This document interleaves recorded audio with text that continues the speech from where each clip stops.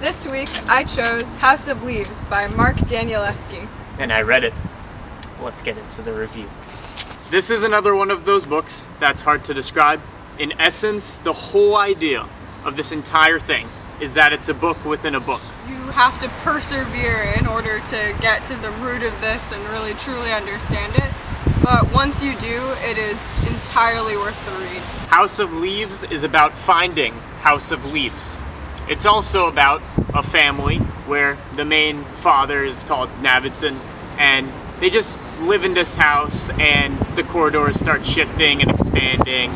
It's just very bizarre. This old man who has written this intricate and a bit nonsensical story, or almost novel really, about a made-up movie, and it's essentially a movie critique.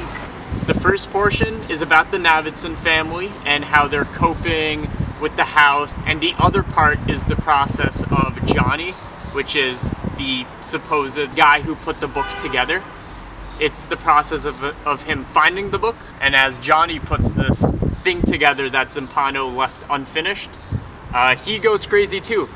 The book, generally, I would say, is the most known for its very odd writing style and format, but I would say that the thing I enjoyed the most about it was more so its really just ingenious way of crafting this made-up world where you get immersed within it and you believe it's real. And sometimes you can just try to let go of your understanding of it just so you can get a bit further in, and then that kind of reveals a bit of what you're always confused about, but you're not going to come out of this knowing what happened.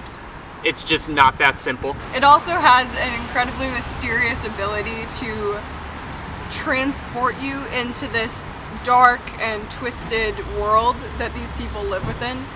And because of all this weird stuff that's going on, the way this is all portrayed and put into effect is with really, really weird formatting.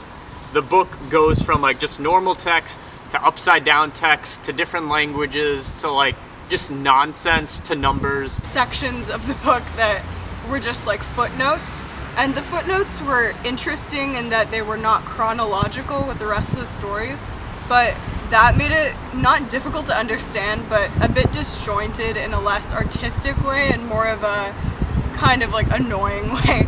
There is a bunch of different formatting, and that leads me to probably the most important part.